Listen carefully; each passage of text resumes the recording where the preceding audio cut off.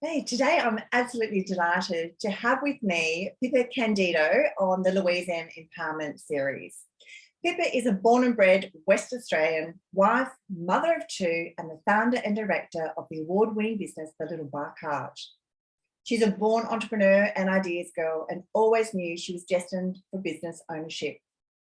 While studying, Pippa took the opportunity to apply for an exchange program through her university, allowing her to complete her bachelor's degree in the United States. Since returning, Pippa has written and published her own fun Aussie-themed book, started and sold a successful wedding supply business, and she and her husband have co-owned a hospitality venue here in Perth, Western Australia.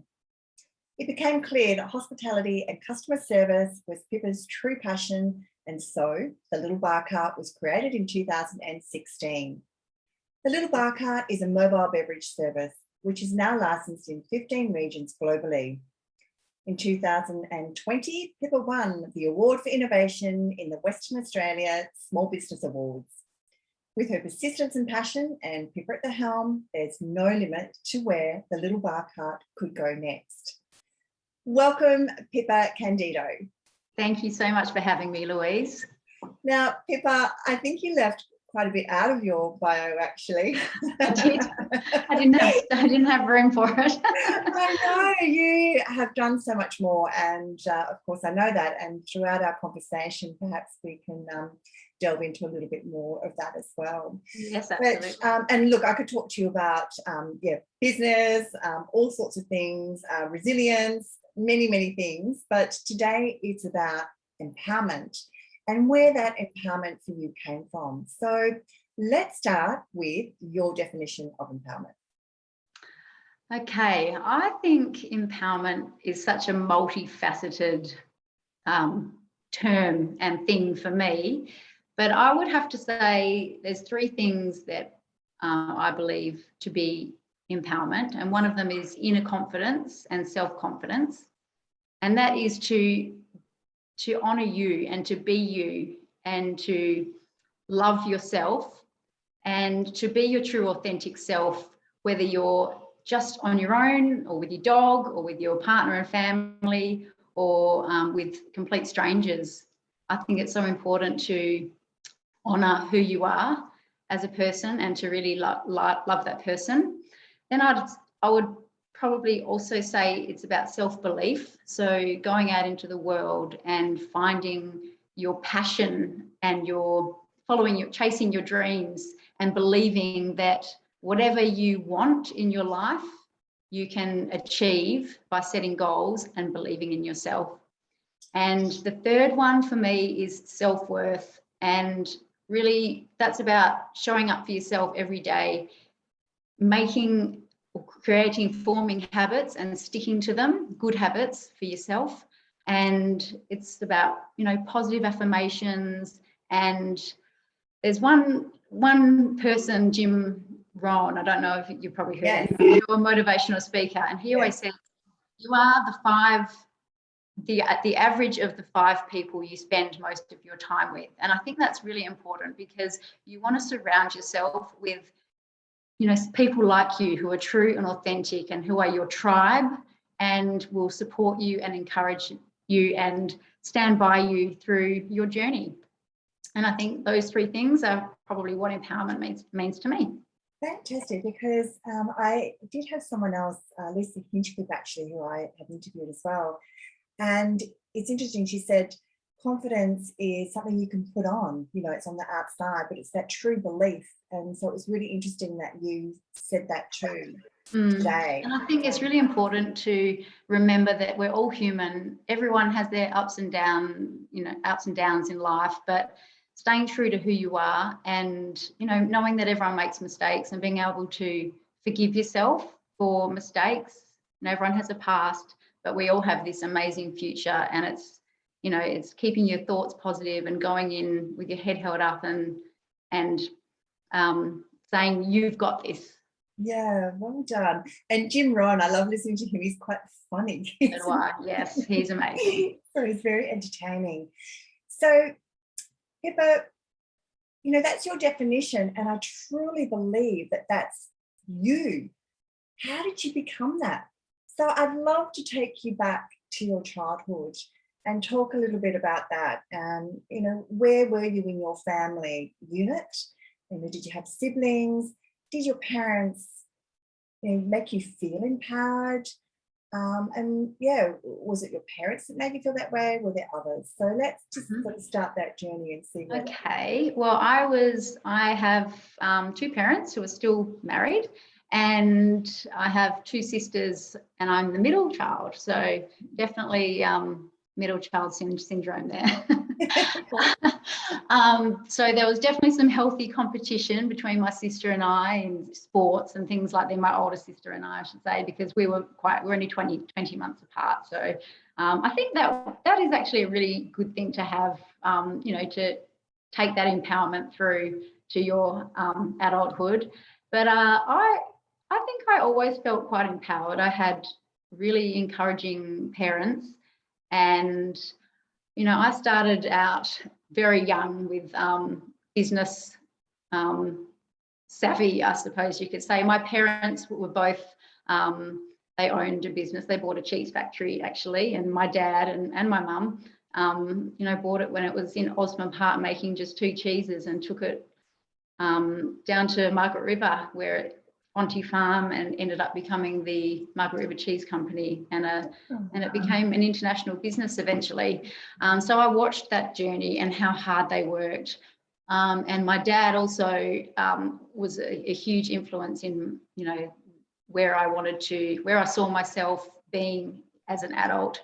So I would go out and get the neighbourhood kids over and charge them $2 each, and I'd put a play on for them and an activity afternoon, and then I'd with one of my friends down the road, we'd find all the toys we didn't want anymore, and we'd lay them out the front, and I'd go to the local deli in the morning and buy 10 20-cent lolly bags, and I'd sell them for $1 out the front. It was pretty funny, but we made money. So I think you're making a profit right from the start. Oh, I know. So I started it at a young age, and then once I got to high school, I went to an all-girls school in high school, and I think that was very empowering in itself, because we had a really great cohort and very encouraging, and even to this day we all still keep in touch and encourage each other on our journey in our, especially those who we are in contact with through business.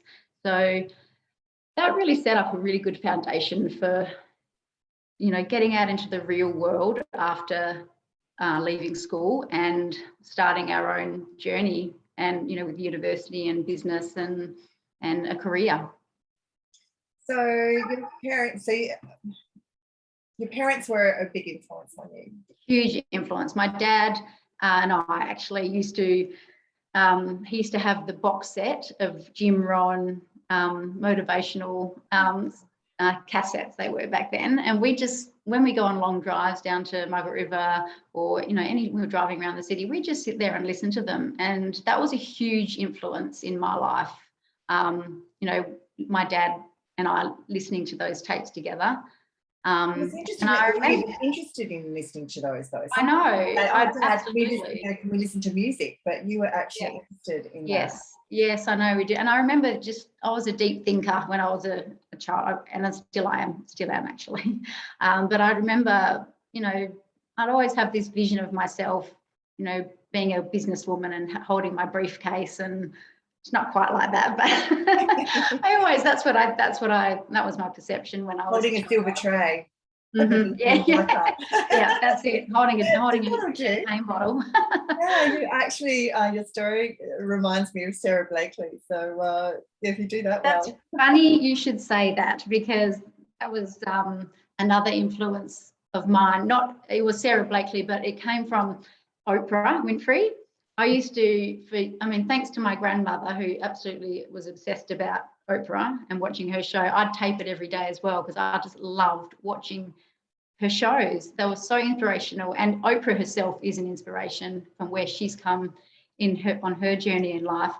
But I remember one particular show was Oprah brought on all these entrepreneurs, and they were telling their story. This was back in 2006, I think it was. It might even have been before that. But one of them was Sarah Blakely, and she was telling her story about, you know, how it started and how she, you know, wanted to get rid of the belly, and so she cut her pantyhose off and put them on, and then she thought, that's a really good idea. Yeah. And I remember that one particular story, and Sarah Blakely, she was the one that I thought, I'm going to do that one day. I'm going to have a story and I'm going to be on Oprah. So when she cancelled her show, I was really upset. You might come back and do a special one just for I hope so. I'm not quite at the Sarah Blakely stage yet, though. Yeah, hopefully one day. But you know, even that was an influence to you. You know, Yeah, other people, absolutely. listening to other people's stories. Mm. So heading into adulthood, you went on exchange to Yes. America. Now, do you think that gave you some confidence? And Yes, absolutely. I get bored very easily. So when I was in my last year, I just thought, I didn't have a gap year. I went straight into university, and when this program came up, I just jumped on it, and you know, got over there and spent 6 months living on my own. And I remember being on the plane on the way over thinking, oh my gosh, I'm going to have to do my own laundry. So leaving home for the first time, but it was such an eye-opening, incredible experience for me. I got to do so much traveling, and it was really empowering. But I think that's where I got one of my first business ideas to write this book, because everyone kept saying to me, tell me something Australian. And I thought, I can make money off this. So when I got home, I actually teamed up with a girlfriend who I met at university, and we started every Wednesday. We would meet and we would start writing this book together. And it's a very fun, tongue-in-cheek book. It's Aussie slang and Aussie food and recipes and some cartoons and things like that. But it was something that we were really proud of. Fantastic. So now I met you when Yes. you were a flight attendant. Yes. So where was that in your journey? So that was when I was 26. After I was a food technologist, and that was part of my degree. I have a degree in food technology, then sort of minors in business and hospitality. But it just wasn't my passion, I suppose you could say. So I met someone, and I'd always wanted to be a flight attendant because they always look so glamorous. And she put my resume in, and I ended up getting a phone call at SkyWest, and that's where I met you. And I just remember going to work and coming home every day just thinking, I just love this job. I love what I do. And it was the first time I'd actually really loved a job. I think actually I was in retail as well, and to be honest, I was selling sunglasses at Sunglass Hut, and that was also a really fun job because it was with people, and that's what I love. I love working with people. I love talking to people, and just, you know, spending that time with real people. So have you done any further studies, like self-development? I mean, are you still listening to Jim Rohn tapes? Are you going to any conferences? You know, how do you find your sense of empowerment now as an adult? As an adult, I think spiritually, for me, I've always been very spiritual, and I love quotes and all that sort of thing because I think they're so powerful. I think one of my favorite quotes is by Mahatma Gandhi, and I've actually got it on my wall up here. I'll read it. It's keep your thoughts positive because your thoughts become your words. Keep your words positive because your words become your behavior. Keep your behavior positive because your behavior becomes your habits. Keep your habits positive because your habits become your values. Keep your values positive because your values become your destiny. And I think it's so true. It's about the energy that you put out into the world is what you will receive back. But with where I find my empowerment is spiritually, I joined a studio which is called Soul Vida, and it's it's Pilates and yoga, but it's a signature form of unique Pilates, weight-based Pilates, but it's very mindful. It's all about the breath, and it's all about a mind-body balance. And I'm addicted. I go every day because we meditate at the end of every session, and it's really reconnected me back to myself, my true self. And I think that's where, if my mind body balance is at equilibrium, I feel empowered in so many more ways. The other thing I would say is physically, and I think this goes for everyone, you need to take care of yourself. You need to prioritize your health, and you need to get enough sleep and get enough exercise and drink enough water and eat really well. And, I think that prioritizing your health is a very empowering thing. Well, it sounds like you have so many tools that you feel that confidence and that inner belief a lot of the time. Yes. On your down days, if you have any, I do. do you have a quick fix? Is it meditate? Is it a breath? Is it calling someone? What is it? I think it is rest and knowing that it's okay to have down days. It's okay to feel like that. I do make a few phone calls. I do cry, and I do like to exercise as well. I do like to keep those habits and honor those habits, because I think that's really important.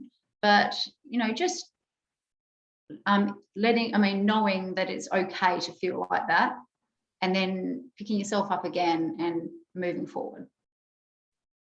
Now, let's talk about the Little Bar Card a bit, because what an extraordinary business it is. Thank you. Thank you.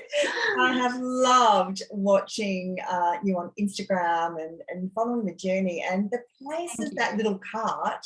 I know. Can you explain to people, actually, I've seen it, but to someone who hasn't seen it, yes, explain it to people. Well, it is a mobile bar in the shape of a vintage car with a bonnet and headlights and big wooden wagon wheels, and it's got a drinks tub on the top stainless steel bar area, and then the roof has brass hanging rails, and then it has storage inside. It's amazing. It's very cute. It's very cute. People have fallen in love with it. And it's gorgeous too. It's it's high end gorgeous. Yes, it is. Well, I have seen a few people try to copy it, but it's very bad. Right. And they're not really. Yeah, they're not really allowed to. But yeah, look, it's we've actually just signed up a new licensee in Dallas, and she even admitted, she said, I took it to so many people and tried to have it copied, but no one could do it. And I said, well, that's a good thing. Fantastic. Because I was reading that, not just in Australia, like Melbourne, Brisbane, Byron Bay, but you are in the States as well. And yes, we've just and we've announcannounced Vancouver, Connecticut and Rhode Island, and we're about to announce 5 more regions, which we've signed. The contracts have been signed for those. So, and they're all in America. So it's amazing. It is absolutely amazing, especially because we only started selling licenses in North America since COVID happened. So I think that's pretty incredible. Yeah. Yes, because we were supposed to go to an expo in Vegas last year, but COVID locked everything down. But we'd already had one of the carts on the ship headed that way. So we'd been talking to a lady in Vancouver, and she just said, yep, send it up to me. So she, I was going to say, how do you get hesitation the cart there? But yeah, you're shipping it. Yeah, so yeah, we're launching 5. So watch this space. And I tell people, like, you know, you can have it anywhere. You can put it in a lift and go up to a hotel room if you want it in a hotel room. Yes, we can. It fits through a standard doorway. So we can go inside any venue, a shopping centre, in a lift. We can actually carry it upstairs. It's so versatile, and we can take the roof off if we need to. There hasn't been one place where we haven't been able to fit yet or go. So it's a really great concept, and people keep telling me that, but it actually is. So Pippa, one cart and little Pippa, you know, going out, little I say, but amazing Pippa, going out and doing this. And then how did you have that confidence to go, oh, this can be a global thing? Well, so when we started, we started with one cart, and in the first week of launch, we started getting phone calls and emails from all over the world asking if we were franchising, because I made this launch video and it went viral on Facebook. I think it was just Facebook actually at that stage, and it was only five years ago, but I don't think. Oh no, I did put it on Instagram. That's right. And it went viral. So people all over the world were commenting on this and sharing this. We had 6,500 shares in the first week or something like that. Okay. And so we had people. Gives you the confidence. Yeah. So we had people contacting us, and we thought, and as well as that, we were so busy with bookings, we had to make the decision to order another cart straight away in the first week of launch. So we did that. So we had 2 carts straight away. And then we went to a solicitor and had a chat to her, and she drew up all the contracts. And then I had a goal of selling my first license in under a year. And everyone said, oh, you're crazy. You won't do it in under 5. But we had a couple, a gorgeous, amazing couple from Melbourne. And they came to Perth and they visited us and absolutely loved the idea, and ended up going ahead with the cart one day in under a year. So I reached my goal with That's one day. Do you think you were born with that inner thing, or do you think it developed throughout your childhood? I think I was. You know how people say you're born an entrepreneur, were you born an entrepreneur or not? I think I was born with it. Yeah. I think I was born with it. It's deeper than something that's learned, I think, for me anyway. Oh, amazing. And of course, you know, you've certainly got some confidence and reassurance from all those people really interested. So, and I mean, that's another way of feeling empowered, isn't it? When someone's saying you're great at this. Absolutely. And especially every event we go to, and I know all the other licensees tell me this all the time, people just want to talk about the cart because it's so cute. They love it. They want to know where it came from, and they want to know how I came up with, when I'm doing the events, how I came up with the idea, and you know, how I started and all that sort of thing. They just want to know the story, because it is such a unique thing. It is. Do you think your little bar cart and your business has a way of empowering others?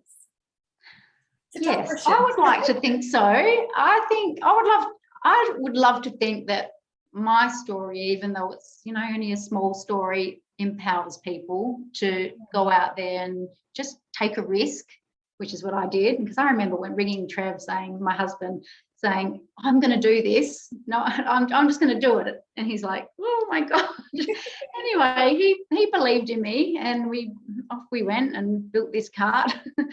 And but I'd like to think that I inspire people in that way. But also, because of what we do, we're not just a mobile bar service. We, as the brand, we offer exceptional service where nothing is too much trouble. We're all people, and we love talking to people. We love people walking away and having an experience from the little bar cart, and, you know, really appreciating good customer service. And we also empower people who would love to be business owners, have never done it before, but we're giving people, our licensees, an opportunity to go into a business if they're passionate about hospitality and customer service and just really take ownership of something and be their own boss. And I think that's really empowering, especially for people who, a lot of our licensees say, I've never operated a business before, but we teach them. We teach them what to do. We advise them. We offer so much information once they've signed the contracts and received their cart, that, you know, and give them the tools that they can go forward and be as successful as we are here in Perth. Fantastic. And I believe that you probably empower those that you have the little bar cart at, like at an event as well, because they're feeling pretty good. They've got this amazing thing at their venue, and it's going to be a great, I just know it's going to be a great event when you're there. Yes, so. I know. As soon as they say the little bar cart's here, they will come and get their photos out. So they feel really good about themselves as well. That's fantastic. That's it. Yeah. Well, if someone wanted to, well, of course, I think everyone needs the little bar cart. So where and how do they contact you? What's the best way? Well, in Australia, you can see if there is a little bar cart available in your region by going to www.thelittlebarcart.com.au, and in the US, it's thelittlebarcart.com. And if you are interested in becoming your own boss and having your own little bar cart, you can go to both those websites, thelittlebarcart.com.au or thelittlebarcart.com, and see if your region is available. If it's not listed, it's available. Oh, how exciting. I know. Well, I can't wait to announce the next 5. It's not far away. So how many are you up to now? Sorry. So it'll be, with those 5, it'll be 15. Oh, fantastic. So exciting. I can't wait to continue watching your journey, Pippa. Thank you so much, Louise. And of course, you're just such a beautiful person. So thank you so much for spending some time with me today. It's been a pleasure. Thank you. I love being here. Thank you so much. I'm truly grateful, and it's just been really lovely to catch up with you anyway. So you too, thanks, Louise. Pippa. I'll see you soon. Okay, bye.